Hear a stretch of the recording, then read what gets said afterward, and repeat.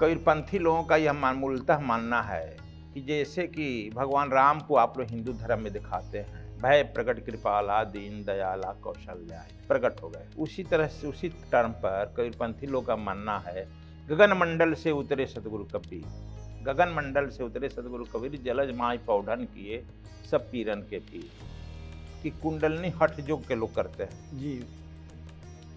लेकिन जो भक्त होते हैं सरेंडर परमात्मा के यहाँ कर देते हैं, रात दिन उस चाहे सगुण हो निर्गुण हो उस परमात्मा के ही चक्कर बात करते हैं, उनकी कुंडलनी जागरण बाई प्रोडक्ट होती है। कब कुंडलनी उनकी जागृत हो गई, कब उनमें जो है तेज आ गया उन्हें मालूम नहीं होता है। कुछ कहते हैं हो जाता है, these are the by product, these are not main object. कि सब छोड़ो, काम करते रहो, खाना बनाते रहो, वो अजपा का साक्षी बन जाओ, वही दिया जाता है। छोटा मंत्र जो है लेना नहीं है, वह जो है मंत्र जितना अक्षर है छोटा वो श्वास पर चल रहा है, उसको सुनो। पहले हम लोग दीक्षा में केवल सुनवा देते हैं, बता देते हैं, इसके बाद अब कहते हैं अब तुमको नहीं उस सुन जानो। अब जो अगले साधना का हम जो क्लास लेते हैं नहीं सुन पाता है तो प्रैक्टिकल उसको सुनवाते हैं, बनाते हैं, करते हैं, करो, यह तो हो ही रहा है अपने आप। तो सनातन धर्म जिसको आप कहते हैं, सगुण मानने वाले राम के, कृष्ण के, बुद्ध के, महावीर में इन राजाओं के लिए द्वार खुला है, पढ़े लिखे व्यक्तित्वों के लिए खुला है, क्षत्रिय और ब्राह्मणों के लिए द्वार खुला है और सबों के लिए द्वार बंद है। कबीर साहब एक ऐसे व्यक्ति हैं जिनमें राजा से लेकर रंक तक का दरवाजा खुला हुआ है।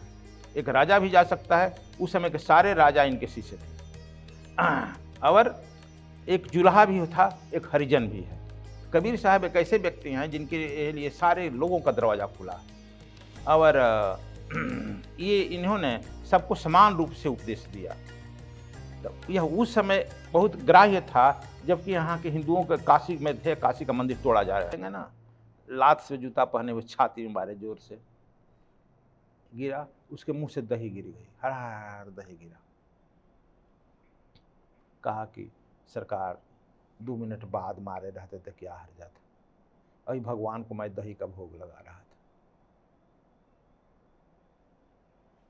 लात से जो मारे, करंट गया इनके अंदर, कांप गए, जाएगा ना करंट, जब उस परम पुरुष का करंट है कि नहीं है। देखो अब जात को कह रहे हैं निम जात कोई नहीं, तो अपना वह हम भुगवा भी नहीं लगाया अपने गुरु जी को, भगवान को, हाँ जूठे मुँह रह गए, अभी न धोआए, हाथ धोआए सका, 5 मिनट बाद मारे रहते थे। रो रहा है, इनको करंट मार दिया, छोड़ दो हर, साष्टांग प्रणाम कर दिए, उसको पालकी में बैठा दिए। बड़ा हल्ला हुआ, ठाकुर पागल है और पालकी में अपने लग कर आ गए, लेकर आए, अपने बैठा दिए गद्दी पर। गुरु जी हो गए, एक हरवाहा उनका गुरु हो गया। क्रांति हो रही है ना। अब उसको गुरु जी की सेवा में लग गए, उस पर ट्रांसफर कर दिया। अब जो है गुलाब साहब सिद्ध हो गए, सैकड़ों हजार, 1 एकड़ बनारस स्टेट उनको फ्री छोड़ दिया, यह हुआ, बहुत सारा मिला उनका। अब उनका जो है घर ही आज, अब उसके बाद गुरु जी मर गए तो ये अपने हो गए। यह अब जो है भिखा पांडे पहुँचे, 18-20 साल का लड़का, जवान सुंदर यंग, सेवा करने लगा। कहा उब गया ब्राह्मण आदमी, कुछ कर्मकांड नहीं हो रहा है तो मन लगेगा, ओम नम स्वाहा, ओम भृगु स्वाहा। वो चला गया, चारों धाम किया, पैदल न था उस समय, 10-12 साल पैदल करके, तो वो मान लो 20 साल का तो 32 साल का हो गया। 28 से 40 बेस्ट पीरियड है। आया, फिर घूम करके चारों ओर से घूम कर फिर वो गुरु जी के वहीं आया और आकर साष्टांग प्रणाम किया। कहे कि भिखा दास कहाँ गया था रे? भोजपुरी में। गुरु जी चारों धाम मारे, जोर से लात उसे कपड़े पर, एक लात मारे, लात खाए थे, लाते से ना ट्रांसफर एनर्जी हो गई अपने गुरु से। हाँ, वही लात मारे थे, खाए थे, लात मारे, अब लाते से नहीं जाएगी एनर्जी। अब भीखा बदल गया। कहा देख, नहीं होती है जंगला के लिए भुड़की सब, उसमें से देख कहाँ गया था। अरे गुरुजी बद्रीनाथ भगवान का दर्शन हो रहा है। फिर एक लात मारे, ठीक देख, गुरु जी केदारनाथ, फिर देख जगन्नाथपुरी, ठीक से नहीं दिख रहा। गुरु जी एकदम जगन्नाथ भगवान खड़े हैं, जगन्नाथ नहीं दिख रहे। फिर मारे एक लात, फिर देख रामेश्वरम जहां जहां गया था, फिर देख द्वारिका, बद्री, फिर लास्ट में आए थे, क्या नाम है, मथुरा वृंदावन, मथुरा वृंदावन गुरु जी। अब यह कहकर गिर पड़े, उनके मुंह से भीखा के पहले मुंह से निकला, जिंदा ब्रह्म पहचाने सोई ज्ञानी, जिंदा ब्रह्म पहचाने सोई ज्ञानी। अब जो निकला धारा भीखा का नाम से, भीखा ग्रंथ बन गया बड़ा, उस पर रिसर्च होने लगा, भीखा यूनिवर्सिटी बन गई, कॉलेज बन गया वहां का। ये बनाए हैं कि अपने से निकला है स्रोत से, भीखा को अपने स्रोत निकल गए, जैसे कबीर को पढ़ने की क्या जरूरत है। अब अपनी बात कहने लगा भीखा, पहला यही निकला है, जिंदा ब्रह्म पहचाने सोई ज्ञानी, जिंदा क्या ब्रह्म पहचानते हो, जिंदा ब्रह्म पहचानो तो गुरु जी मिल गए। अब पहला निकला उससे, इसके बाद सब ग्रंथ उस पर रिसर्च हो रहा है। खैर वहां हम भी गए थे। उसी तरह से शांत जो होता है, आपको कोई डांट दिया, मार दिया, थोड़े बैठा करेगा, उसमें खुल गया, खुल गया। तो कबीर साहब भी के साथ बहुत लोग निम्न जाति के लोग आ गए। तो गुरुदेव कबीर दास जी के साथ तो बहुत सारे मतलब जो निम्न जाति से लोग आए और बहुत बड़े संत बने हैं, जैसे रैदास जी हो गए, दादू दयाल जी हो गए, धन्ना जी हो गए, नानक भी निर्गुण पंथ के बहुत महानतम मतलब हस्ताक्षर है, अगर देखा जाए तो बहुत बड़े सदगुरु हैं, ईश्वर तुल्य हैं। तो सभी निर्गुण पंथ के थे, पर क्या नानक जी के निर्गुण पंथ में, कबीर जी के निर्गुण पंथ में, या रैदास जी निर्गुण पंथ में, इनके में भी कोई डिफरेंसेस है क्या गुरुदेव? क्योंकि नानक जी जो बात कहते हैं उनमें करुणा बहुत ज़्यादा दिखती है, रैदास जी में भी बहुत ज़्यादा जो है विनम्रता दिखती है, जितना मेरे को समझ में आता है। कबीर दास जी में थोड़ा एग्रेशन या कहीं तो थोड़ा सा एक कठिन जो टीचर होता है, जो सख्त टीचर होता है, वो ज़्यादा नजर आता है। आप इनके निर्गुण पंथ में कोई भेद मानते हैं क्या गुरुदेव? कुछ देखिए, एक अंग्रेज हुआ है,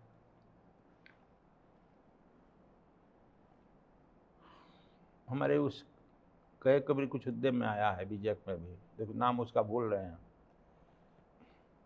वह जो है हिंद साहित्य, वो भी लिखा है संत साहित्य में। अच्छा, कामिल बुल्के कामिल बुल्के की बात कर रहे हैं? Camille Bulcke, Father Camille Bulcke, Ramayana पे भी लिखा है। हाँ, फादर बुल्के, एक और है कुछ का नाम बोल रहे हैं। तो उसे लिखा है, कबीर साहब 90 बरस के थे, नानक साहब उसमें 20 बरस के थे, और उनके पिताजी दिए हैं 20 रुपया सच्चा सौदा करने के लिए, सौदा लाओ बेचो। जब वह गए हैं जंगल में, तो कबीर साहब वहाँ पर नानक के पंथ में कहता कि रेणु नाम के महात्मा है। क्या रेणु महात्मा का ऐसा नाम होता है? नहीं। लेकिन ये हम नहीं कहते हैं, नम्रता से ही कह रहे हैं। वह कहा है कि नहीं, वह कबीर साहब थे, अपने संतों के साथ बैठे थे तीर्थ यात्रा में, खाए पिए नहीं थे। लेकिन ये नानक में सिख धर्म में रेणु नाम का, इसलिए कबीर साहब की सबसे ज़्यादा साखी आई है गुरु ग्रंथ साहब में। तो उन्होंने कहा कि 20 रुपया रख दिया, सच्चा का सौदा। बाला से कहा कि अभी तो सौदा मिला है, पैसा भी है तो सौदा भी है, पैसा रहेगा तो सौदा नहीं, सौदा रहेगा तो पैसा नहीं। तो कहा करे यार, 1-2 रुपया ठनी कर दीजिए, इतना कैसे करिएगा, 20 रुपया तो बहुत था ना उस समय का।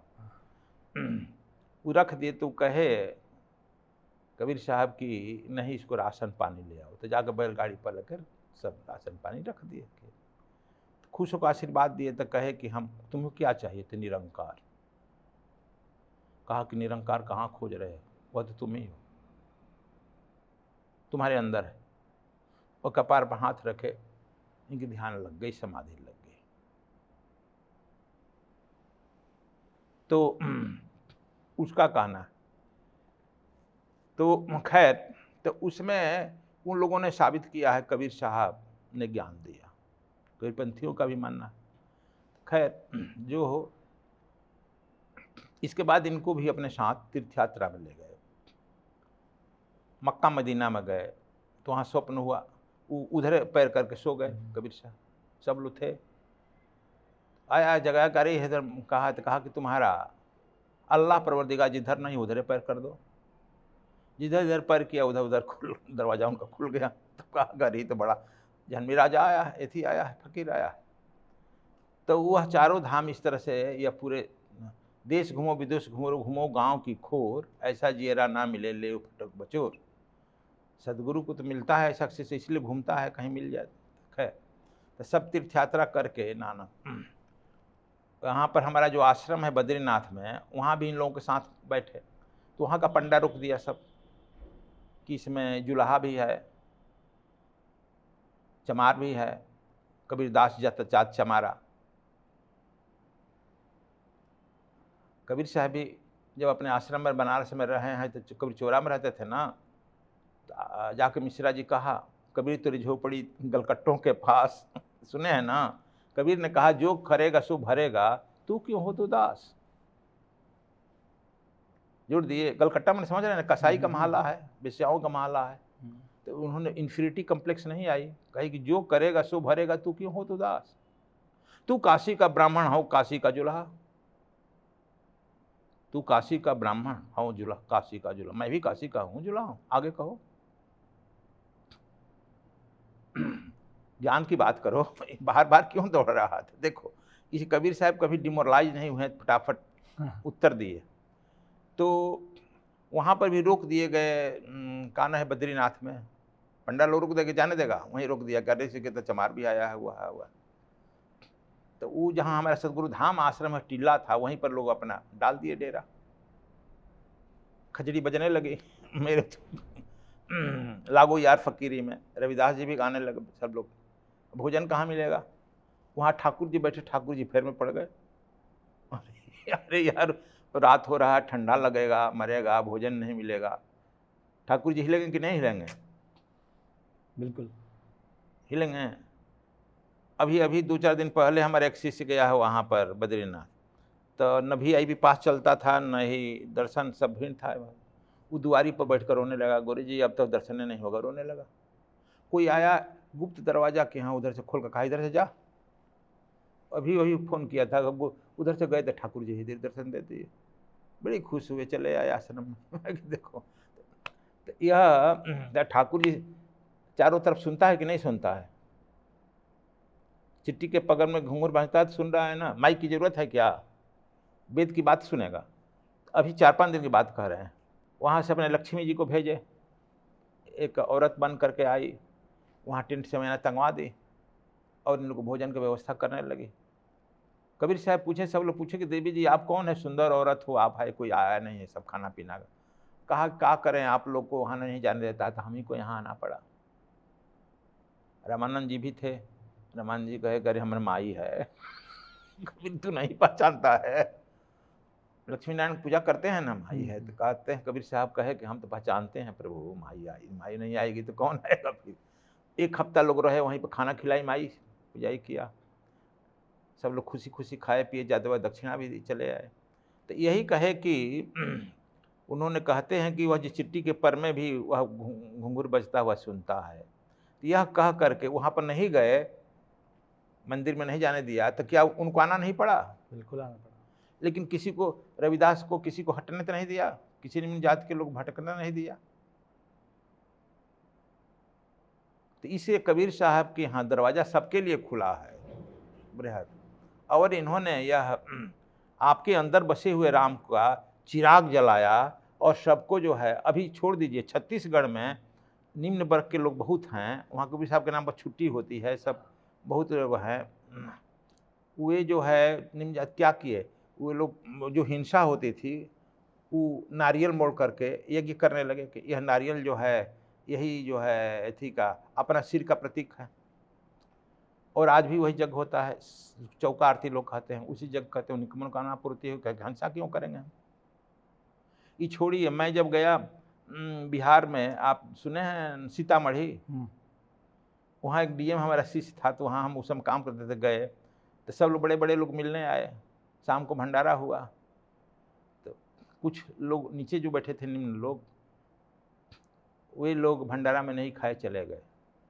तो हम वहाँ के सिक्योरिटी इंजीनियर से डीएम से पूछे वो लोग क्यों नहीं चले गए, तो सिक्योरिटी इंजीनियर वहाँ का लोकल था ब्राह्मण, कहा गुरुजी हम लोग के यहाँ नहीं खाता है लोग। हमने क्यों, ये सब गिरपंथी है ना, कबीरपंथी। मतलब क्या, कहा कि मछली नहीं खाता है ना, इसलिए हम लोग यहाँ काम करता है और हम लोग से सीधा लेके चला जाता है कि हम अपने घर बनाएंगे। तो हम कहेंगे अरे तो आपके घर वो नहीं खाता था ना, तो हम कहेंगे आपसे श्रेष्ठ तो वही हुआ ना। कहते ना, अब लेकिन यह तो इस भाषा में कहे कि ना वो सब पागल है, मछली नहीं खाता है। अब देखो, तो अपनी अपनी मान्यता है वहाँ के लोगों को। तो कबीर साहब जो है निम्न वर्गों में हिंसा बना दिए, मछली मांस छोड़ दिए, खाना छुड़ा दिए, और निम्न लोगों में आपके अंदर जो है ध्यान करने की प्रवृत्ति डाल दिए। और जो छत्तीसगढ़ में पूरा वे लोग धर्मपरायण हो सकता था, ये छत्तीसगढ़ में, जबकि और रांची में का नाम है झारखंड में, वहाँ हम घूमते हैं देखते हैं कितना उस बिहड़ जंगलों में बदल दिया। अभी भी हिंसा नहीं होती है, कबीरपंथी हो लोग हो गए। तो कहते हैं आप हिंदू धर्म की कम रक्षा किए हैं। बहुत बड़ा है, बहुत बहुत ही सही बता रहे थे गुरुदेव, आपने बहुत अच्छे से बताया कि कबीरदास जी को आज तक, जैसा गुरुदेव ने आप सभी को दर्शकों को बताया कि कबीरदास जी न केवल समाज सुधारक थे, बल्कि उनका आध्यात्मिक दर्शन भी बहुत उच्च था। साथ ही साथ हिंदू धर्म के रक्षा करने वालों में उन्हें हम बहुत आगे रख सकते हैं। बहुत बड़े बड़े लोग आए हुए हैं, हम कहते हैं कि बहुत सारे राजाओं ने हिंदू धर्म की रक्षा की, बहुत सारे संतों ने की, लेकिन कबीर साहब एक हिंदू धर्म रक्षक के रूप में भी जाने जाएं, ये गुरुदेव ने हम सबको बताया। और सद्गुरु की ऐसी बातें अगर आप सुनना चाहते हैं तो आप हमारे चैनल सद्गुरु धाम को रोज़ देखिए, क्योंकि गुरुदेव जो बताते हैं वो संत वाणी होती है। जैसा गुरुदेव ने पॉडकास्ट में बताया भी कि संत किसी शास्त्र परंपरा का गुलाम नहीं होता है। सद्गुरु जो होता है वो जो बोलता है वो ही ईश्वर की वाणी होती है। तो अगर आप सद्गुरु से जुड़ना चाहते हैं तो आप सद्गुरु धाम नांगलोई दिल्ली के इस एड्रेस पे जो हम अभी आपको दे रहे हैं, दिखा रहे हैं, उस पर आप संपर्क कर सकते हैं स्थापित, और गुरुदेव के शरण में आकर के धर्म का सच्चा स्वरूप क्या है वो जान सकते हैं। आप सभी तो बहुत धैर्य से इस पूरे पॉडकास्ट को सुना और ज्ञान का लाभ लिया। हम फिर एक नए पॉडकास्ट साथ आपके साथ फिर से हाजिर होंगे। गुरुदेव आपका बहुत बहुत धन्यवाद कि आपने कबीर दास जी के बारे में ऐसी ऐसी बातें बताई जो शायद आज तक मैंने तो छोड़िए, हमारे दर्शकों ने भी नहीं सुनी होगी। तो आपका बहुत बहुत धन्यवाद गुरुदेव। और मैं इस पॉडकास्ट को यहीं विराम देता हूँ। आपके साथ शीघ्र ही नए पॉडकास्ट के लिए हाजिर होगा। तब तक के लिए आप हमारे सद्गुरु धाम के चैनल को सब्सक्राइब करें। कमेंट सेक्शन में लिखकर बताएं कि आपको ये पॉडकास्ट कैसा लगा, और या आप किसी खास विषय पर पॉडकास्ट सुनना चाहते हैं गुरुदेव का, तो वो भी बताइए। हमारे इस वीडियो को लाइक करें, ज़्यादा से ज़्यादा लोगों को शेयर करें ताकि वो धर्म के स्वरूप को समझ सके और हमारे से जुड़े रहें। आप सबका बहुत बहुत धन्यवाद। नमस्कार, जय गुरुदेव।